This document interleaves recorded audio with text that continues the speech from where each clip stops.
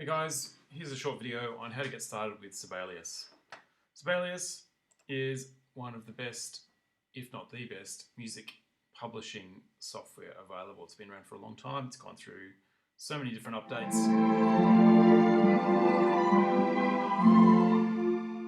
And it always plays that sound when you start it up. Although there is a way of turning that off somewhere in the settings. Okay, we are going to start a new project. It's a file new. Now, one of the things it comes up with is a whole bunch of different types of scores that you can select from. Pretty exciting. I couldn't wait to play around with these when I first got Sibelius.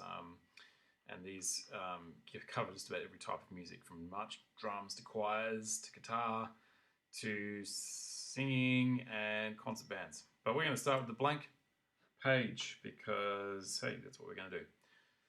Alright, I'm not even going to adjust any of these settings here, but these settings are pretty useful early on because you can select your time signature, key signature, and all that stuff right here. But maybe we'll save that for later. And let's go create. Alright, so we'll expand that to full screen and go through some of the controls here in Sibelius. Alright, so we've got our blank manuscript paper over here, and then we've got space over here where we can use controllers that we've got. The first one that pops up is the keypad. And what that does is gives you a shortcut to a lot of the basic symbols and notes that you're going to need to use, and that uses the keys on the right-hand side of the keyboard.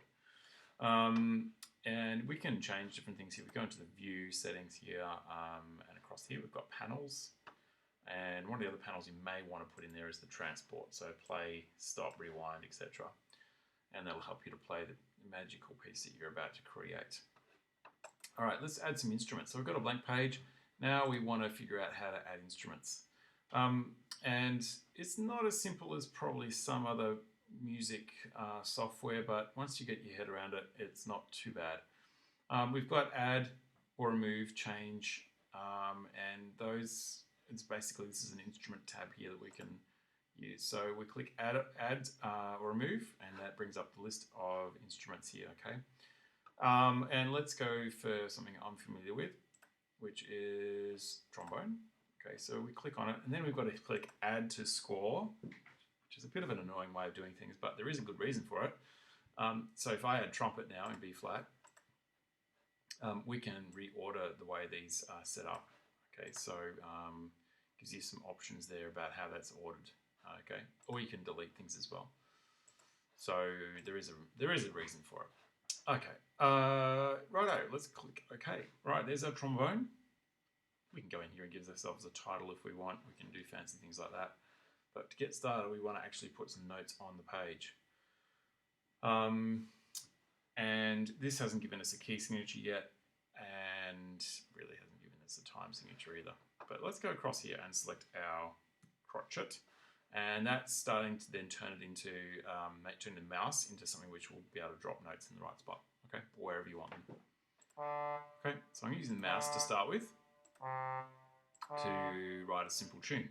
Okay, now it's tricky. See, this mouse now is wanting to drop notes, and you basically, you think, oh, I want to go up and change something up here. Well, it's still going to want to put a note somewhere. No, I don't want it to do notes. So what you have to do is go back over here and deselect that. Oh, hang on. Yep, I think you do it. Let me see. Deselect. No, still going to want to put notes. Oh, escape. Escape does that trick. Okay, we can delete that note by hitting the delete key. We can use the up and down arrows. When our note's blue, it tells us that's the note we're editing at that particular point. Bring it up and down, and that's a pretty quick way of editing as well. You can go through and quickly fix things. Now, we've got a MIDI keyboard here, which makes it a bit easy to add notes as well. Okay, so we can use that to change notes and edit and add notes in real quick. There are a couple of different ways, and the most successful ways of doing editing or writing notes I've found is to use the MIDI keyboard with one of your hands and the mouse with your other hand. One hand selecting the type of value that you want, okay, and the other hand playing in the keys on the MIDI keyboard. There is an option for you to record MIDI with a metronome and play in something, and it'll bring it straight up. So if you've got some song idea that you'd like to get down on paper, you can do it that way, but unless you play it super duper accurately, it will kind of make up the rhythm. If you're slightly off on a note, not quite on the beat, it'll give it a, sort of a demi-semi-quaver, and try and tie it together with the notes that you've, and it just really doesn't work so well. And I've found over the years, you spend time fixing that, you probably would have been better off just entering it this way, even though it's a bit slower to begin with. It actually probably makes more sense. So I'm going to go through and add some notes. So what I'm going to do in my right hand is select the value I want. In my left hand, I'm playing the notes that I need. Okay, we've got some other things. Let's try and get fancy here. Let's add a few dynamics and things. Oh, not dynamics, some articulations. Okay, so you've got to put it down. You've got to hit this as you play the note for it to get. Okay, it won't do it after you've played it. So let's say if I play this note here, let's play a note, let's play A, and then I want to change it to a staccato and an accent. I've clicked it here, but it's not going to change. I have to actually go back to my arrow key, select the note like this, and then go in and I can edit that. Okay, so there's how you get some notes in. Now let's say, that sounds good. Now I do want to add another instrument. Well, we can always go in here and we can select another instrument. Let's go trumpet. Here we go. Oh, hang on. What did I miss? Add to score. Here we go. Okay, and it's added in the correct order. Now, believe it or not, I didn't know this when I very first started to write music. There is an order of how you want these set up. You want your higher instruments at the top and your lower instruments at the bottom of your score. And Sibelius pretty much does that automatically. Okay, now you might have noticed also a couple of buttons that are going to be handy for transposing instruments. So if you don't play a transposing instrument right now, just ignore this bit.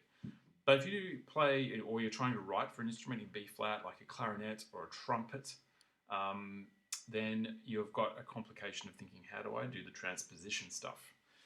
Well, thankfully, Sibelius has that worked out really nicely. They've got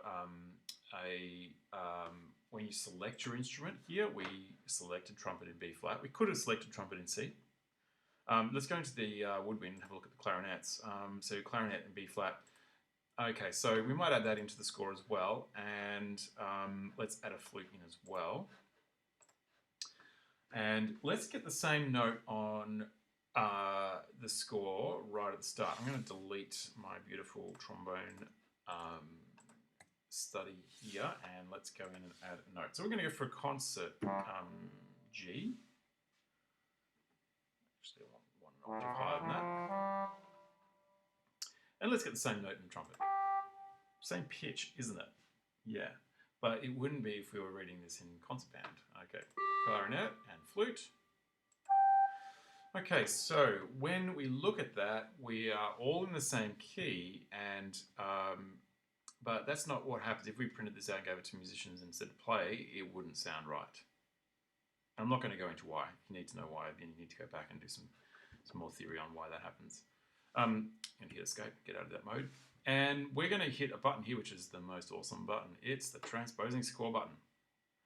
And what that does is now makes your score transposed into the correct key for the instrument. So now a clarinet player would be playing an A, trumpet player would be playing an A, and all of the rest of us would be playing a G, and it would sound the same. And that is one of those crazy things about music.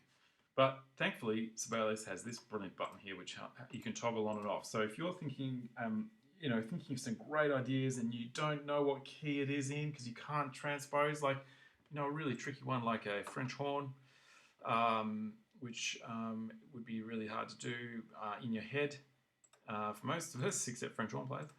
Damn it, let me go through add to score. Here we go. There it is. It makes it a lot simpler. So let's go again through. Let's put a G in here. Okay, cool. All right, so easy. I get my ideas on paper. I don't have to worry about that transposing business. Sibelius does it for me. Okay, so it makes it pretty easy. Okay, one of the other cool things it does do, let's look at our trombone part. It's got suggestions for you about range. Okay, you may not know the range that's possible for all instruments to play off the top of your head. I certainly don't know it for all of them either. So when you're writing some music, yeah, that trombone playing I know is getting pretty high. It goes red when you really get out of the possible range. And but to be honest, there wouldn't be student trombone players who could play that high in the school. So you need to know, we've got to actually have another color code for, easy range, medium range, and hard range. Okay, so that we're getting some low notes there for the trombone. It gives you at least a bit of a guide when you're trying to arrange music and write music about whether it can be played or not. Okay, that's probably a start, and we'll go into part 2 in the next video. Thank you.